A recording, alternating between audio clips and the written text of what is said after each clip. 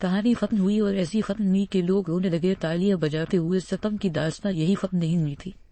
شہید اس مادر وطن کو اپنے اور سپوتوں کی قربانی منظور تھی۔ شہید لیفٹیننٹ شاہ نے زندگی میں کبھی اتنی ناکامیوں کا سامنا نہیں کیا تھا جو اب اس کا مقدر بن رہی تھی۔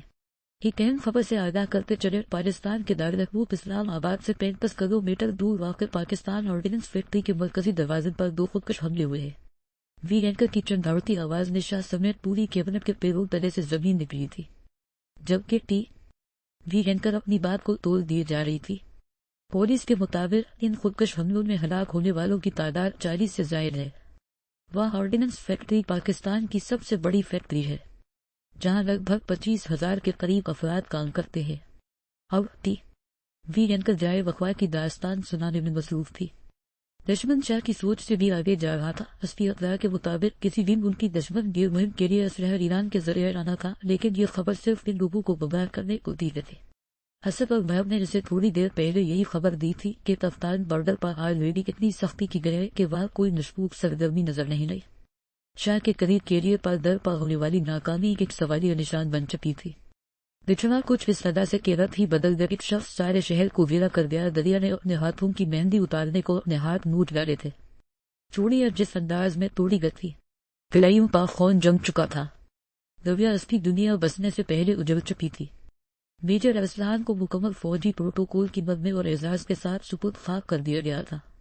ایک سورج تھا کہ تاروں کے گھرانے سے اٹھا۔ آنکھ حیران ہے کہ کیا شخص زمانے سے اٹھا۔ بے شک اس سے بڑی فضیلت والی کوئی موت نہ ہوگی جس کی گواہی خود قرآن نے بیان کیا ہے، اللہ کے محبوب نے کیا ہے۔ حضرت عرف بے وحیر چھوٹی کی رحلت 6 بیان کرتے ہیں کہ رسول اللہ نے فرمایا، قسم ہے اس ذات کی جس کے قاف بے زواب ہے، 6 قدرت میں میری جان ہے، میری یہ آرزو اور تمنا ہے کہ میں اللہ تعالیٰ کی راہ میں قتل شہید کیا جاؤں، پھر زندہ کیا جاؤں، پھر شہید کیا جاؤں، پھر زندہ کیا جاؤں، شہید کیا جاؤں، پھر زندہ کیا جاؤں اور پھر شہید کیا۔ صحیح بخاری مین شین کاف و الف مفصول لت 603 تنسابی۔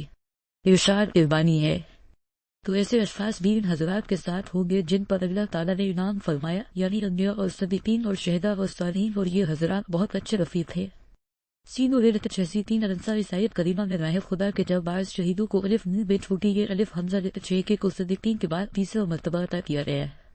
بیٹے کو دفنانے کے بعد جلال کاظمی گھر لت 603 اور کسی نے ان کے سکون کی خاطر ڈسٹرب کرنا مناسب نہ سمجھا تھا، اور اگلی صبح وہ بھی اپنے بیٹے کے ساتھ ہمیشہ کے لیے اپنی نیند سوچ پھر جس گھر میں کل زندگی کی محقات ہے، وہاں ایک دم موت کا بصیرہ ہوا تھا، اور وشما نے باپ کی موت پر ایک آنسو بھی نہ بہایا تھا۔ 40ویں کے بعد محب نے اسے سادے طریقے سے رخصت کر کے اپنے ساتھ لے جانا چاہا، مگر حسبی کڑی شرائط میں محب کو خاموشی سے چلے جانا مناسب لگا، اور آج 2 سال بعد بھی اس نے لوٹ کے وشما کو دیکھا نہ تھا۔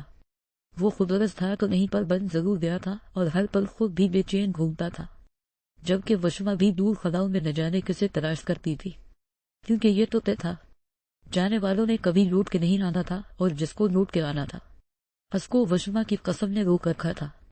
لیکن آخر کب تک؟